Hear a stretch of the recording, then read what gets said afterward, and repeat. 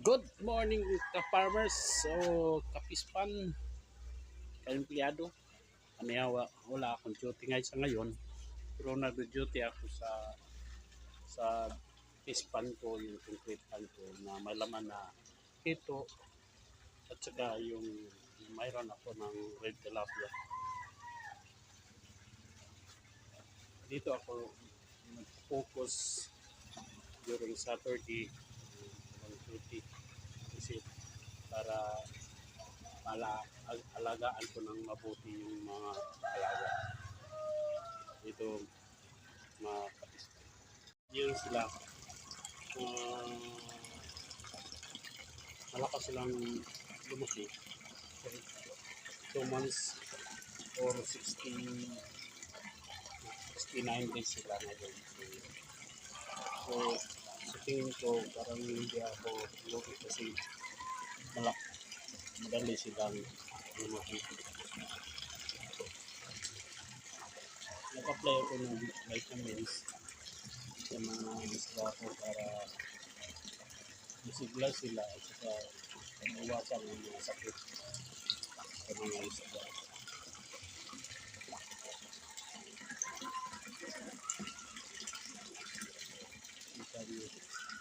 Yung 2,000 pieces ko.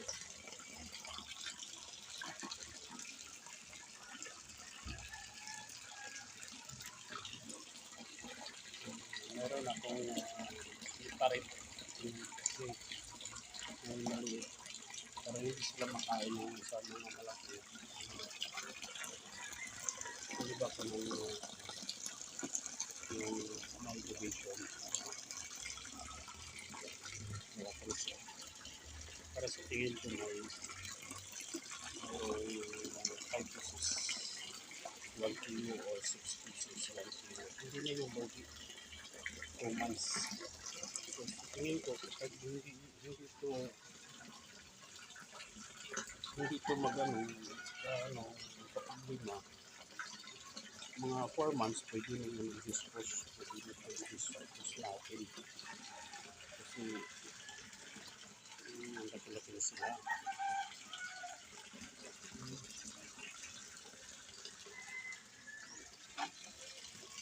Kapispan kahit may trabaho ako pero gusto ko mayroon akong sideline kahit nasa bahay pilit sa bahay. So, pwede pala kahit may trabaho ka, gawa ka ng paraan para mayroon akong extra income. Dito paghihito.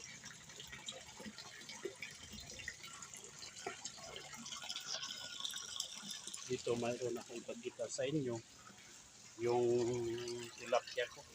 Yung tilapia ko, 2 months din, mga 69 days din. Pero tingin ko hindi ako lugi kasi malakas silang lumaki. Nag-aagawan sila ng tubig. Yung sa irrigation. Kasi hindi pwede yung mag-alaga ka ng red tilapia na walang DIY. Magpo-produce ng oxygen sa kanila. Kasi mag-ano sila mamamatay sila kapag walang irrigation.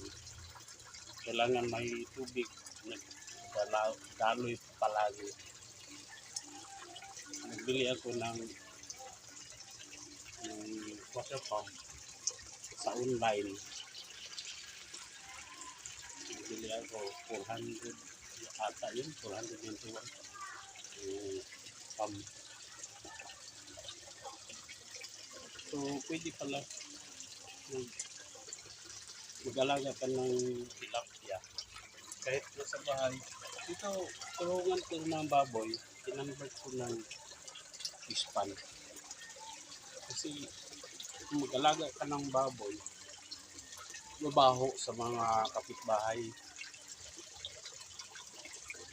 Hindi katulad ng isda, walang baho, tubig lang, walang baho ang isda. Sa ngayon, hindi pwede mag-alaga ka ng baboy kasi maraming sakit ng baboy, yung ESF na tinatawag. dito sa lugar namin, gano'n naman sa mga baboy. So, kinonvert ko yung kulungan ko ng baboy. Kinonvert ko ng tilapia. Kinonvert ko ng concrete pan para sa tilapia. Mayroon din akong mga stock breeders ko.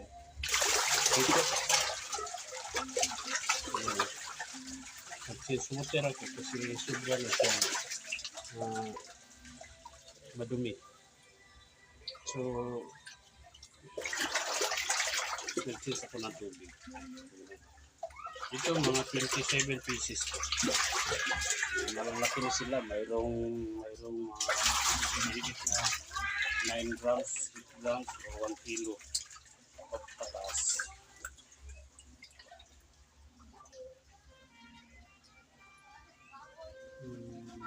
Para breeders ko to.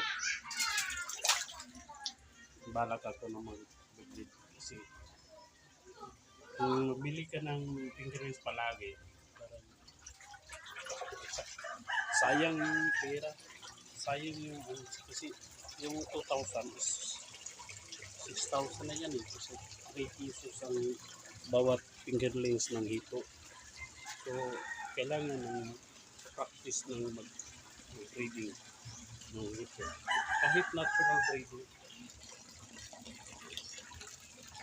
Yun yung hito ko.